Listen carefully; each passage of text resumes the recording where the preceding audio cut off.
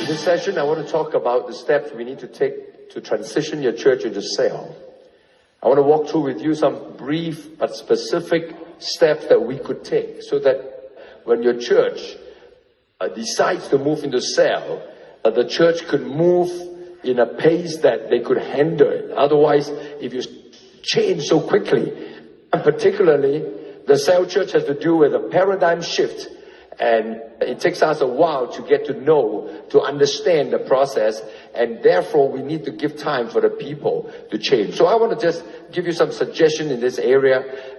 When Faith Community Baptist Church began to transition into a cell church, we were already 1,200 strong, and therefore turning the church that has 1,200 people into a brand new transition, a brand new way of doing things, took certain efforts. And therefore, we have some experience as to how we can help the church to turn over without messing up everybody, without causing the whole body to vomit because they couldn't handle the kind of changes that is taking place. So let me talk about the simple steps of transitioning. You know, some of you may say, well, Pastor, your church is big, so you have the resources to transition. I want to submit to you that it is harder for a large church to transition than a small church to transition. Because a large church is like a large ship. And to turn it around takes a lot more effort. And you need to be very precise, because if you oversteer, you will lose another half a year just to steer it back on track, or perhaps more. So do not feel if your church is small, it's more challenging. In fact, it is so much easier because you have less issues to deal with. But as I talk about the transitioning in the cell church, I want to point out that there are 7 major areas of transitioning. And I use this as a grid for some of you to kind of work through it in your church so that you can check yourself as to these 7 aspects to see how far it has gone. First is in the area of thinking. And we all come from the traditional paradigm where the church consists of coming to a big meeting, where the pastor is the major player of the church, where he does most of the work and everybody watches him. Of course, that's never the intention of any church, but somehow they don't have a structure that everybody could be mobilized. But a cell church could do that. But much of the thinking are paradigm shift. Therefore, it takes a while. And you would begin to make transition adjustments. Some of you think that you understand. But when you do this for another year or two, you will discover how much we do not understand. You know, I started the first overseas zone pastor school in Taiwan. And I've done that after I've gone there for more than 3 years. Every year, I've got almost 1,000 Taiwan pastors flying all the way from Taiwan to Singapore to attend our cell conference. And, you know, about 1,000 people is almost more than 2 jumbo 747 packed with people just to attend my conference. And after many years, and 2 years I've gone to Taiwan. I've gone there something like 4 times a year to teach them about seminar. You know, we had seminar and also had small training, equipping. And finally I started my school. And I insist that the senior pastor who want to transition must come. After the first year of training, which is about a year, most of the pastors said to me, you know, Pastor Khong, when I first came to your school, I thought I have understood 80% of the cell church. And I want to come and get the other 20% so that I can do it well. But after about 12 months, I discovered that I only understood about 20%. And I came to the school and got the rest of the 80%. Now what I'm saying to you is not just to make you feel like, wow, you know, this is so impossible.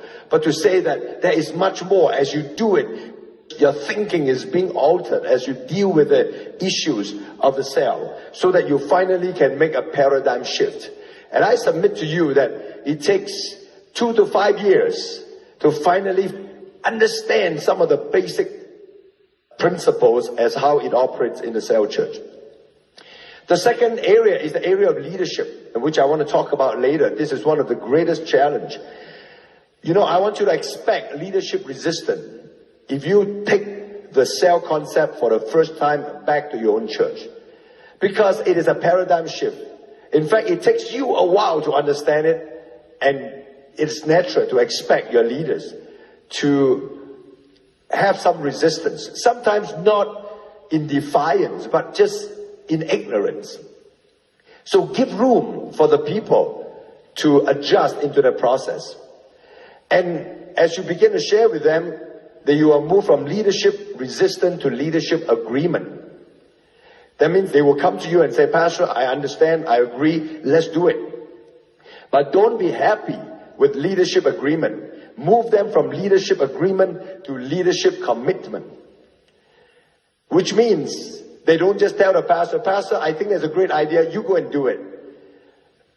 But Pastor, we're going to do it together. So in my highest level leadership team, in my board, no one is allowed to be in a board unless he is minimum a cell group leader. In fact, most of them are more than cell group leaders. They are zone supervisors, or they are actually deeply involved in some specialized ministry. So that is the requirement. Move them to a place of leadership, a commitment. The third area is the area of training, which is a major thing. Most of our training are pretty aimless. We just kind of throw in many lessons, classes, or why not do this? It's good to learn about prayer. And it's kind of sporadic. And as you transition into cell church, you begin to put into it a regular training program so that people are being directed towards a purpose. But the aim of that in the complete transition into a cell church is to develop a system in which anyone who comes in will come out of that end of the system learning the things that you want them to learn. And you are happy with the kind of product that comes out of your training system. We cannot keep reinventing the wheel. I know things changes, but I'm talking about the basic equipping. I spent many years to work on it until I'm satisfied that if you go through this, you're going to come out on the other side equipped and challenged for what I believe every Christian needs to do and to be committed to. And now I have no longer worked on it because I felt like it developed. But that doesn't mean that it works automatically. We still need to check it all the time, because you can have the best of material, but if your guys are not using it, or they begin to slack and they are not applying themselves, they are not going to get the full benefit of it. So the whole idea is that you must come out with a systematic system, a training that will get the job done. The fourth area is that you are going to transform your groups. All the groups you have in a church are stagnant to a place where they begin to multiply. That's the first stage. When you go back, transform the existing groups you have, start new groups, which I will tell you how later. But you discover that the first stage of growth normally comes from assimilation, and that is normal. Now, you want to push evangelism in the first place. You want to equip them for evangelism, but let's be realistic.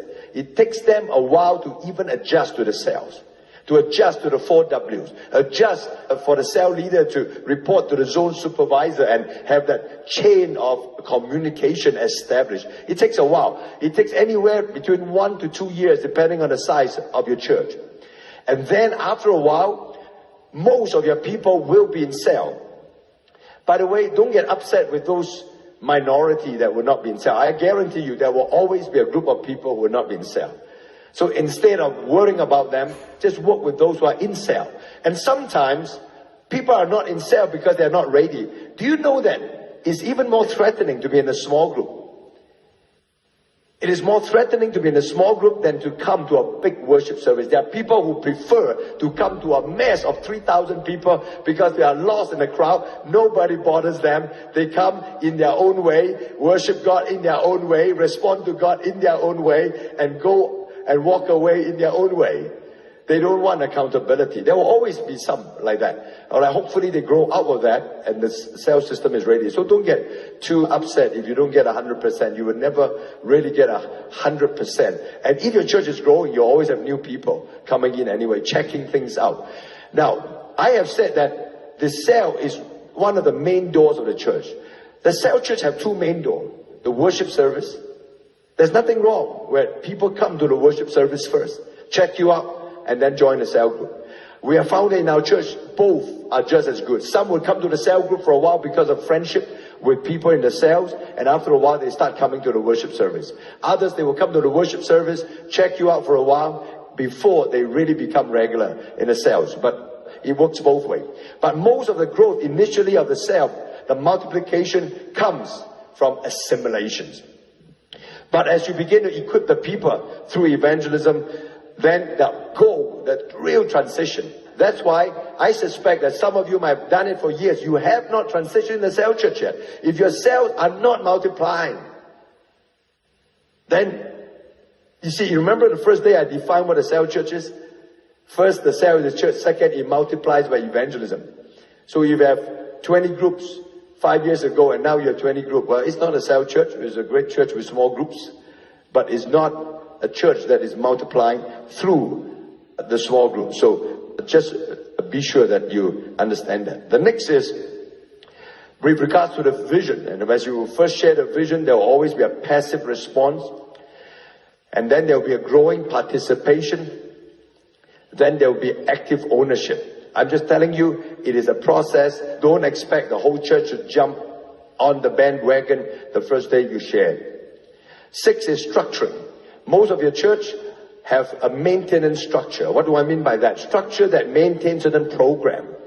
You know, all good church must have a youth fellowship, must have an adult fellowship, must have a morning men's Bible study, or some kind of a children's Sunday school, and some kind of a outreach department. A maintain certain program.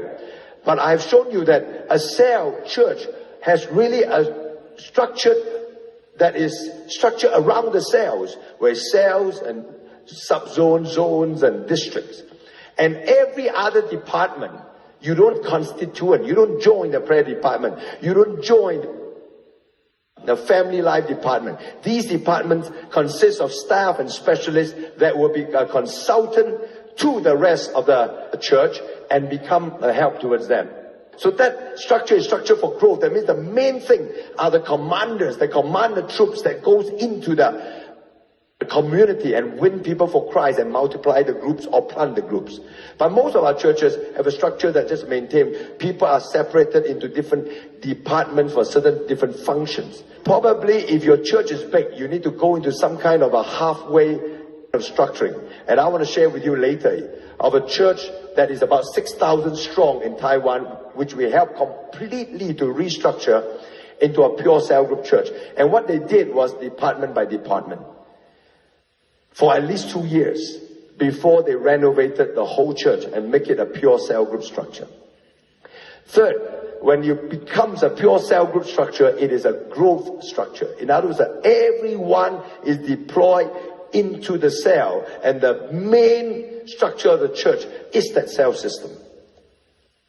Most churches are program oriented. We're committed to certain programs. You know, I'm part of this program. I'm part of this visitation program. I'm part of this counseling program. I'm part of this prayer program.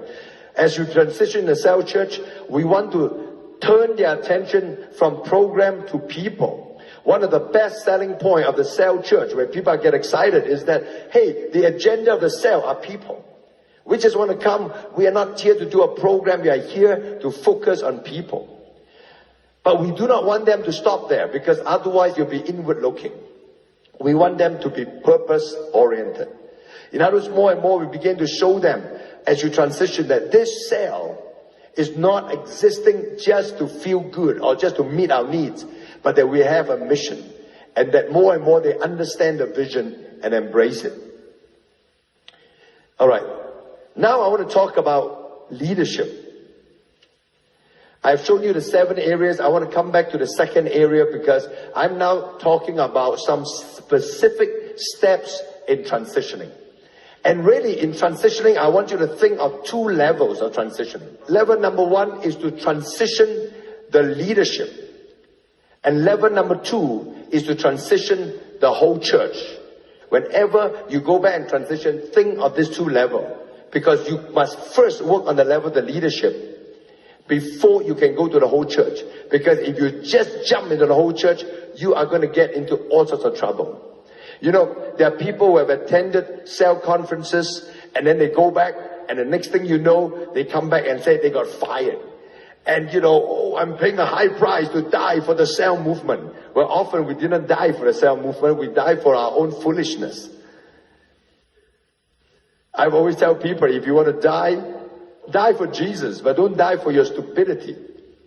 And I said, there's one thing I do not want to die for. I do not want to die for my stupidity, and more so, I do not want to die for your stupidity. So I always tell my staff, you know, when we do something, let's have wisdom.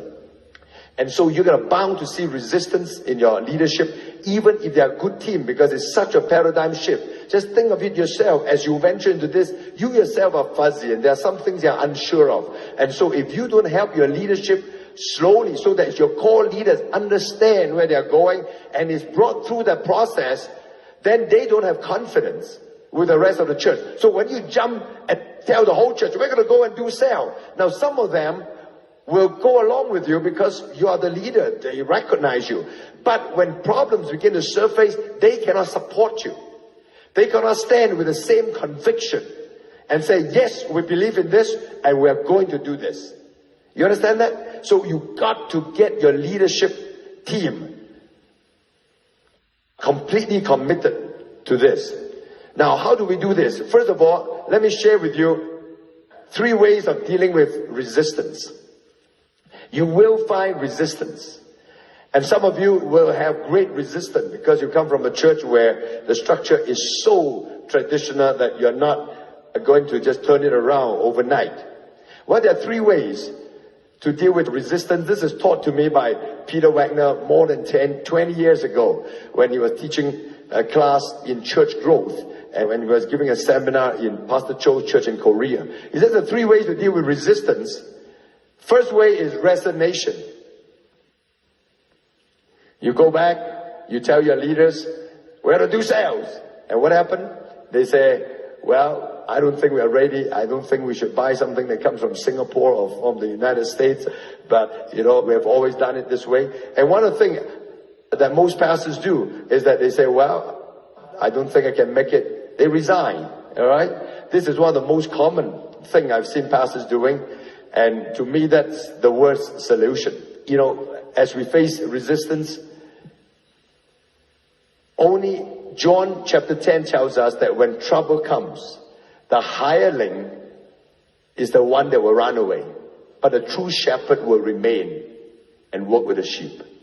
I remember when I went through a major crisis. Some of you know about that in the previous church when I spoke in tongues and they began to give me a hard time. And you know, in the process of it, they actually tried to bribe me. They come to me and said, Pastor Khong, why don't you just resign quietly? I tell you what, why don't we pay your way to the United States for 4 years to do your doctoral degree? After that, you just don't come back to church. We'll pay you in full. You just resign quietly. That's one of the easiest way to deal with any form of conflict. And I said, no, I don't think I'll do that. They came to a point where, can we take our assets and divide it out and you take some and then you just move off quietly? And I said, this is ridiculous because I'm not going for the assets or the money. You see, I struggle with that. Should I just go away quietly? And that's when I read John chapter 10, where Jesus said, when the wolf comes, the hireling will go away. It's just another job. So why don't I find another job? But a true shepherd will stay and lay down his life for the sheep. And I believe that the Holy Spirit touched me, not just for me to have a good time and then quietly slip away. The Holy Spirit touched my life so that I can be a blessing to the church. So I'm going to go all the way, not with arrogance, not with a sense of defiance, but I'm going to press on until the point where the church as a whole say, Pastor, we have decided you are not my pastor anymore. That's fine. Then I go before the Lord. I have finished. Or there comes a point where God says to you, I release you. You have done all you can. And if you push on some more, there will be major bloodshed, in a sense, where there's so much pain that this is not what I want you to do. Everywhere I go, pastors ask me, things are difficult, this structure cannot be changed. What do I do? Do I resign? I said, no, you just press on until God releases you. And God can release you in one of two ways. One is that you just know that you have gone as far as you could. And the Lord gives you the freedom, releases you as a shepherd of the flock. Until the Lord releases you as a shepherd of the flock, it is your task to stay and to bring about changes. Growth is always change. Do you realize that? If you want to grow, growth by definition is a process of change. Anyone who says, I do not want to change, he is saying, I do not want to grow. Now, of course, there are good changes and bad changes. Okay, bad changes will be negative growth, but when we talk about good changes, it will be positive growth. So anyone who is not prepared to change is not prepared to grow. However, as you push the church and help the church to grow, there comes a point where either God releases you or the church just completely rejects you and say, no, forget it. And that's what happened in my case. I was fired. And I was really happy after that because I finally was set free. I have gone as far as I could go with the church. So often we think of just walking out, and that is not the heart of the shepherd. There's another possibility. Instead of resignation, it is revolution. Just draw your sword and cut out a bloody path and make the change as you need to. Well, I want you to know that that's the most painful. But I want you to know that that may be necessary. Maybe the cross that God wants you to carry is the bonus to just stand firm and say, here I stand, I can do no other. And if you do not agree, then look for a church that believes in what you believe. But I have to press on to do what God wants me to do. Now, please understand me. This is after you have done all you could. You do not just walk home and say, Pastor Lawrence says, revolution. And then put the blame on me, please. Don't blame me for your church's problem. But sometimes it's necessary. Because sometimes you're caught in it, you got no choice. The easy part is the whole church kicks you out, it's okay. Okay, but what if half the church are ready to go, or sometimes 3/4 of the church is ready to go, and you have this fraction that is going to fight you to the end? Well, let me tell you this. A good leader will fight on.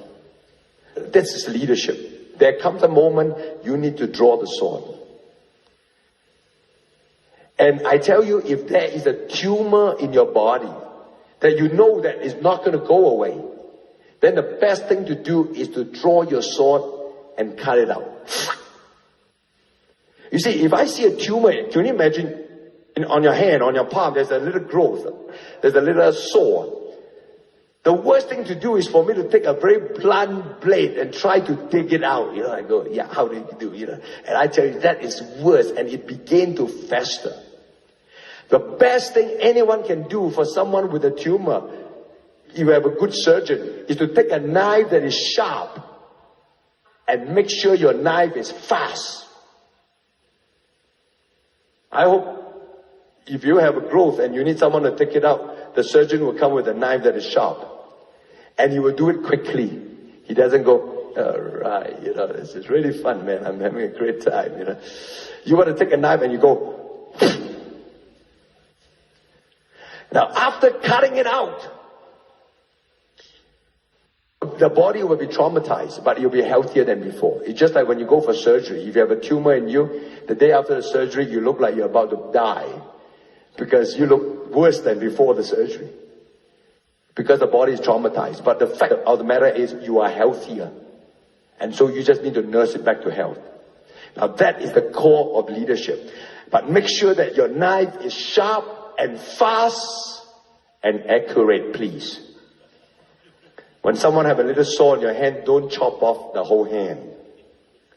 Now, that is leadership call. I can tell you, when you finally decide to fire somebody, Do it now.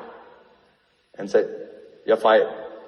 And pick up the pieces. Don't drag about it, think about it, hint here and there, because it is going to be messy. I've learned this the hard way in these years of dealing with situation. You got to see, a good leader see that it is a problem and I know it's not going to go away.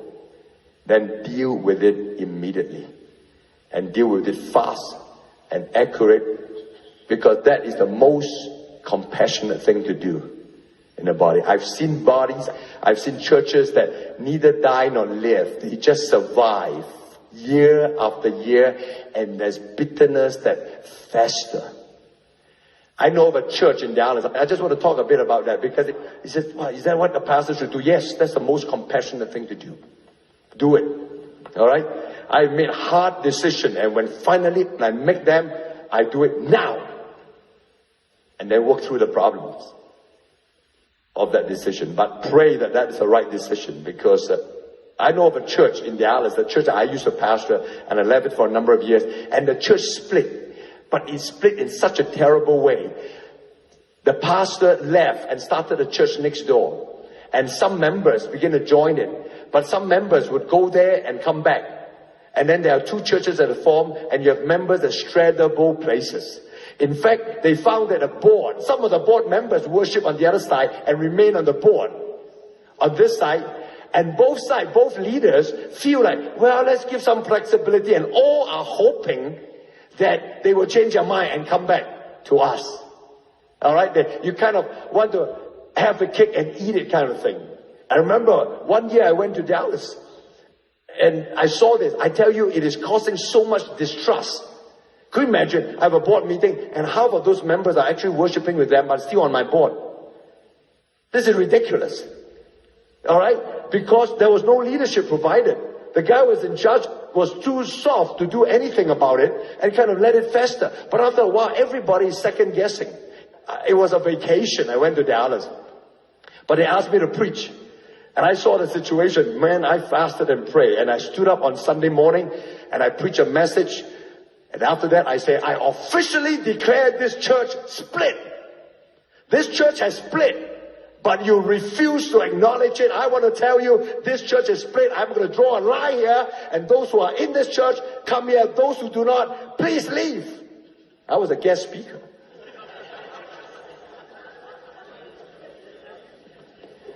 That's talking about apostolic leadership. And after that day, they made a clear split. And today in Dallas, both churches are growing. You see, that is leadership. So there might be a time in your life where you need to do that. And that's why you cannot be a man fearer, but a God fearer. All right? But the best solution is not really resignation, although that's common. It's not revolution, although at times it's necessary. We don't work towards that, but sometimes we need to take out that sword and do surgery. But the best is renewal. All right?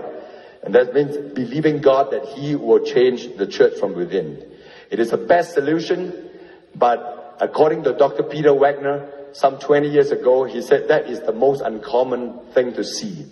In fact, at that time, he says he has been consulting with churches for more than 20 years, and he has only found one or two churches who are able to renew itself.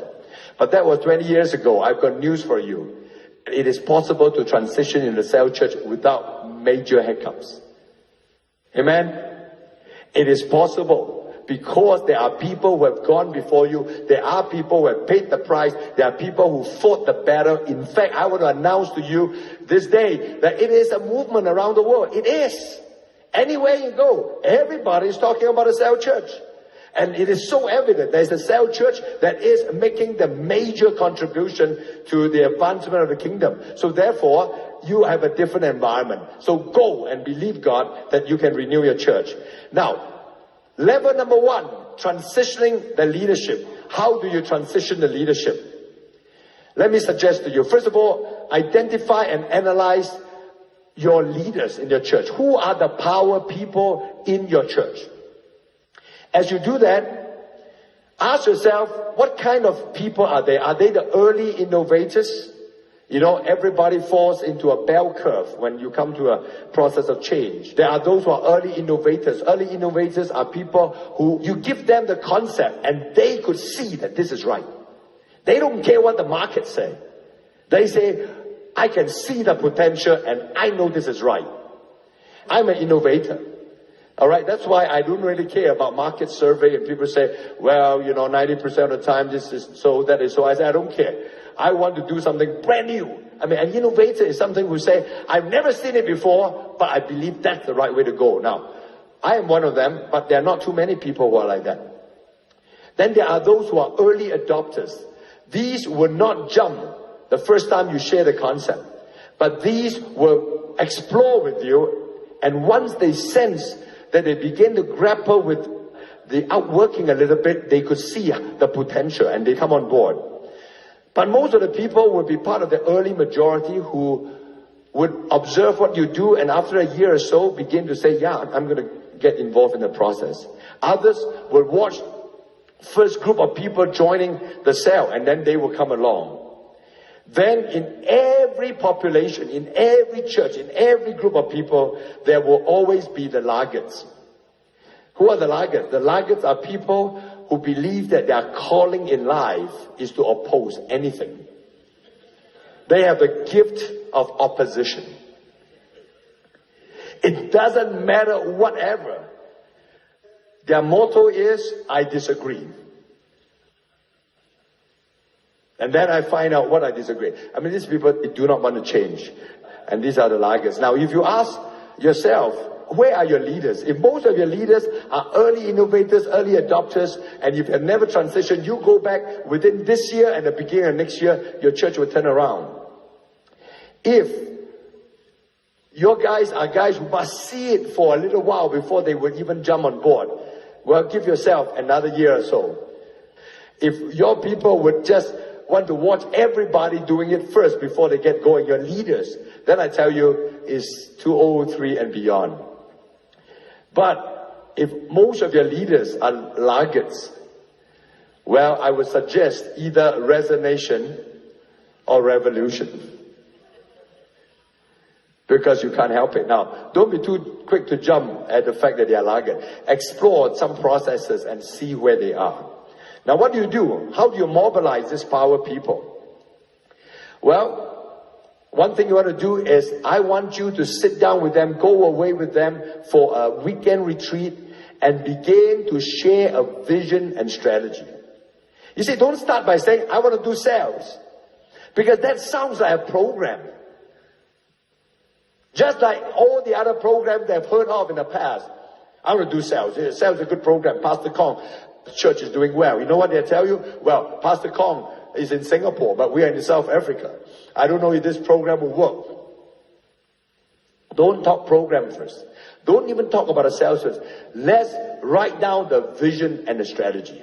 Let's dream a dream for God. You see, our church picked up the cell concept when Uncle Ralph shared the idea. All that Uncle Ralph said in the beginning was, there's a difference between a church with cell and a cell church. And I saw it immediately that was the answer. Why? Because I've written a vision very clearly for our church. God has given us a vision, and it is so clear that what He has to say is the solution that will bring us towards a vision. So we are driven by the vision, not driven by a cell program or cell transition.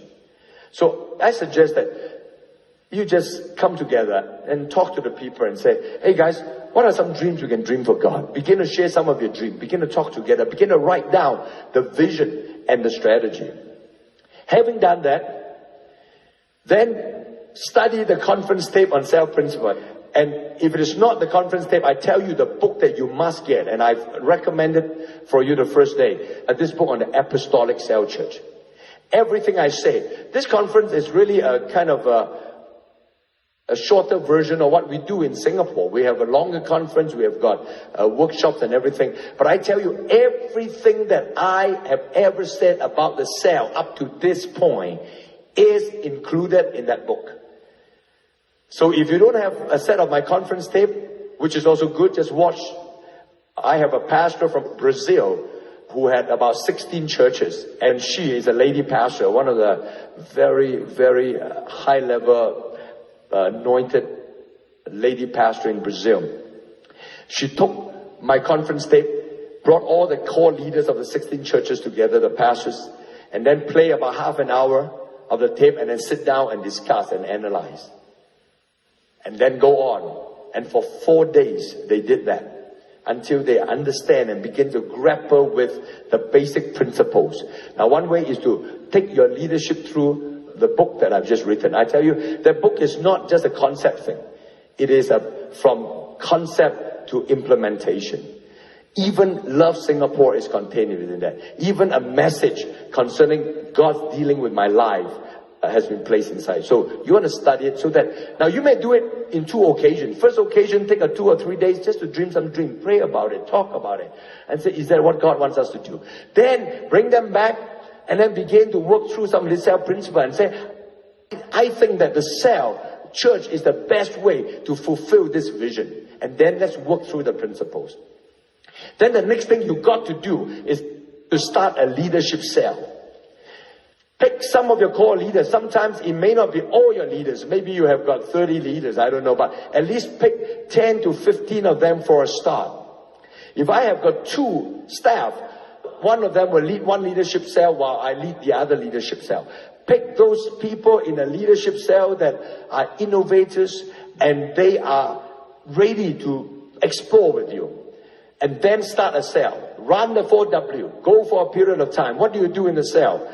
You complete the year of equipping. You take the basic material and in the cell, sponsor one another and go through the simple year of equipping which Pastor Richard Ong has taught, which is for the inward journey. The year of equipping has an inward and an outward journey. And the inward journey consists very simply of the 2 little booklets, and the outward journey is the harvesting cycle that deals with type A evangelism and have a harvest cycle at the end. Do that as a cell group so that you begin to understand and you grapple with the details. Maybe you've discovered that material is not that good. Maybe you need to make some alteration. It doesn't matter, but at least grapple with it so that when you implement it before the whole church, the core leaders understand the processes. And as you are starting this leadership cell, doing the year of equipping in the cell, I would, in addition to the cell meeting, provide leadership training. But actually the cell meeting itself is a leadership training. You are walking them through a process in the cell. But I would bring them out maybe once every other week or maybe another day in a week. And then now begin to teach some of the things that I have taught you. Take that book again, but now teach it. Go through it again. And say, this is what you need to do. Get our leaders training manual, this cell leaders training guide that Pastor Richard showed you. We have actually a trainer's manual that is written in detail. How do you teach leadership training? By the way, if you don't have anything, first round, take that. That book, that cell leaders training process has been developed not by people who are professors in the seminary. We actually have been teaching this leadership training for cell leaders for 4 or 5 years. And then we took 1 whole year where the district pastor met with our training department on a monthly basis and sat down with them and went through lesson by lesson and said, this is a good lesson, but how do you teach it? You see, after a while, we had all the different district pastors and zone pastors teaching it. We discovered that each of them have different ways of teaching it, and some are better than the other.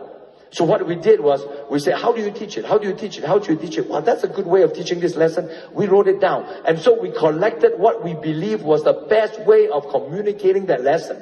And we put together this leadership trainer's manual. This is very powerful. So if you don't have something better, use it and work it through your leadership cell. All right? You know what happened? Because at the end of 6 months, now this leadership cell, I pray, will win people to Christ.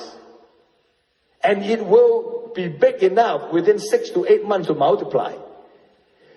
My friend, if you are the senior pastor and you lead a leadership cell which consists of some of your best guys in your church and you cannot multiply the cell, maybe you shouldn't do cell. Because how do you expect the rest of the cell to multiply? You got to show them that it can multiply. You got to show them that people can come to know the Lord. But I believe it will. All right? Because you're picking the best and you yourself are doing it. And let's just pray that for the anointing that you will. And what happened is that if this whole row are my leaders and if we have a leadership cell, the minute we multiply, I can multiply it 4 ways or 5 ways. Maybe the 2 of you will take 1 cell, the 2 of you will take 1 cell, the 2 of you will take 1 cell, the 2 of you will take 1 cell, and the 2 of us will take another cell. So 1, 2, 3, 4, 5. So you have actually prepared 5 sets of leaders. Strictly, you have 10 cells. The next round, when they lead, they are also ready to multiply the following round. This is what I would do. Are you with me? Okay? So this is very powerful. Do that because you are preparing the leadership. Now, I suggest one more thing to do at this level, before you really hit the whole church with this idea. Of course, by this time, they would have heard about you doing cells, so there's no secret about that. But you're not really giving the challenge to the whole body yet. You are still learning it. I would suggest that on top of starting a leadership cell, start an ordinary cell. What do I mean by that? That means pick some ordinary members from your church and have a cell meeting. If your church is not very big, you don't have a lot of things to do, I think you can have 2 cell meetings. You can lead 2 cells in a week as a pastor, all right, as a full-time pastor. And if you're able, I suggest you do it. The good thing about that is that you experience how you can work with just ordinary folks. Because when you work with the leadership team, they are a special breed. And after a while, people say, well, of course you can multiply the cell. You got the best of the crop, but you should look at the guys I have in my cell. Half of them are schizophrenic. So, of course, if half of them are schizophrenic, you have a problem. But I would suggest that you just start an ordinary cell so that you experience how a cell can really edify an ordinary believer who may not be supercharged with enthusiasm for God and yet in a community begin to grow, to know God and be committed to Him and to one another. All right? But when you start this ordinary cell, I suggest you have already in it 2 leaders. So that when your cell multiply, you can come out of it. That means each of them will take 1 cell. This is what I did right from the beginning. I started a cell and I took 2 potential leaders. One was Pastor Eugene Xiao, who was at that time not a full-time pastor. The other is Pastor Melvin Mark, which at that time was not a full-time pastor. And I led the cell, and after about 8 months, it really grew. People came to know the Lord. I stepped out and I multiplied into 2 cells, and Pastor Melvin took 1 and Pastor Eugene took 1. They are now my right and left hand man in the church. All right. But that is also part of the leadership development I have with them so that we can connect and we can operate together. So that is something that I would even suggest to do. All right. So what do you do with helping a leadership? Number 1, start spending time with them and share a vision. Don't just talk about self. Formulate a vision and strategy. Then study through the material and cell. Start a leadership cell. And if you can, start an ordinary cell. And in the process of doing that, keep having personal interaction with leaders. Spend time, guys. If you want to transition a church, spend a lot of time with your leaders. Meet them for lunch. Visit them in the night. Okay? Maybe they have some ministry they're doing. Go there. Get to understand how they're serving. Because it is all relationship. This is what I did when my church was transitioning into a cell church. I discovered that one of the greatest resistance came from Bible study group leaders who felt that if I were to go the cell way, they would not have deep Bible study in the cell and the church will be shallow. And what I did is that I visited every of the Bible study group, watched the Bible study group leader lead, and after that I met the Bible study group leader, spent time with him over a cup of coffee and just share. And over a period of 6 to 8 months, I keep doing that. I was really busy day and night, leading a cell myself, meeting these people personally, training the leaders. And after about 6 to 8 months, I would say 95% of the leaders said, Pastor Khong, we're prepared to go all the way with you. Then out of the rest of the 5%, 3 to 4% of these leaders came to me and said, Pastor Khong, I really appreciate what you're doing and I begin to understand, but I'm really uncomfortable. I'm not sure, but I don't have a reason to object to it. I'm not objecting to it. I just feel like, I don't know, I'm not sure. And you know what I said to them? I would pull off all my goodwills. I use all my relationship. I would say, I know you're not sure, brother, but haven't you known me for many years? Do you know that I really have your welfare in mind? Have I ever pointed out a way for you to go that has messed up your life? No, right? So trust me. Just trust me. All right? So with that, this guy said, okay, Pastor Khong, I trust you. Let's go with it. And then we have 1%, which is only maybe 2 or 3 people who say, Pastor Khong, I really cannot accept that. I appreciate all the effort you have put in. But by that time, there's such good relationship. They were not angry with me, you see. So I said, I understand. If I force you to do something that you are right in your spirit and in your conscience, you feel is not right. It's not right to make you do it. So why don't you just step down from leadership? And I don't want you to leave the church. I want you to be part of a cell. And maybe in the process of being part of a cell, you would begin to see that it is really a good thing. And so I don't think I lost too many people. I mean, not the core leaders. Core leaders that were with me. All right? And then we go on leading the church to transition. But the point I'm saying is this. Please work with your leaders. Go walk the second mile with them. Love them so that you are able to win them over. You see, when you deal with resistance, I want to give you a few suggestions. Guard the relationship and walk the second mile. You hear me talk about having a knife and just cut it quick. Well, I don't do it all the time. Okay? I just do it when it's absolutely necessary. Most of the time, we just walk the second mile, we talk, we interact. Okay? Now the staff is bigger. I don't have time to talk to every staff, but I talk to the key staff. I have a group of core people that I interact with. Secondly, never lose your temper. The anger of man does not accomplish the purposes of God. Thirdly, move with the movers. Don't get so upset because there's a minority who disagree with you. You will always have that. But many pastors are so upset with the 2% or the 5% who give him a hard time, and he gets so upset that he couldn't lead the rest of the 95%. It's like a meeting. You have a meeting and many people are late. But you know what most pastors do? The pastor scolds and get mad with the people who came on time and spend half an hour chewing up the people who came on time when the real culprits are out there who are not even here on time. So don't get your priority wrong. Go with the goers, okay? Just believe that you'll never be out of a job if you are a man of God. So don't worry. Do what God wants you to do, because if your heart is right, you will always be used by God. But I want to move on very quickly into the second level, transitioning into the whole church. What do? Well, one of the things you do is that you do it ministry by ministry or department by department. If your church is a traditional church with many, many departments, this is what you need to do. You go to each of the department and help each department to transition into a cell church. I have this church in Taiwan that is about 6,000 strong. And we have, I think for the ages between 20 to 30, they have about 8 to 9 different fellowships. Each of them about 30, 40 strong. They're pretty good, And what they did is that they went to each of the adult fellowship, each of the department, or each of the Sunday school class, and helped the Sunday school class to restructure it in their Sunday school class as a cell group structure, so that they would experience what the cell group is like. So they did that department by department. And after a while, the whole church was transitioned. This is what they did. After about 2 years, every adult fellowship, the adult fellowship may have 30 people. They broke them up into 3 cell groups.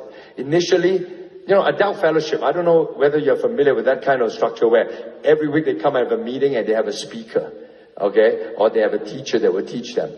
But what we did was, we began to train the leaders, and they have a cell meeting. They break off into a group, 3 cell groups in church during the fellowship time. And they did it once a month. And then they did it once every other week. And finally, every week, it was a cell meeting. And the leaders have been trained to lead them. And this church did it department by department. I mean, they have got about 20 to 30 departments Of different fellowship, youth fellowship, women's fellowship, young adult fellowship, old adult fellowship, college fellowship. They turn everything around. And then after 2 years, they reorganize the whole church into a pure cell structure. What are the pitfalls? Well, it takes time. Don't rush it. Number 2, you have no past experiences to draw from. So I suggest that you pick one model and you follow it for a while. And 3, don't use solutions from old paradigm. And finally, as you begin to do it, keep sight of the principles. Don't just hold on to the form. The forms can change. We have been changing. We have been progressively adapting. But go back to the principle and examine what you are changing. Would they violate some basic principles? I want to bring this to a close. You want to transition your church into a cell church, do it on 2 levels. First, do it on the leadership level. Bring them through a process.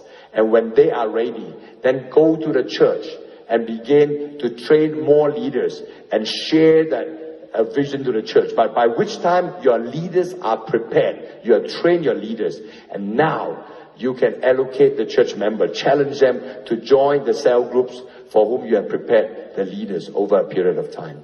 I believe it can be done, but if you do it slowly, carefully, you will discover that your church can be completely transitioned into a pure cell group church.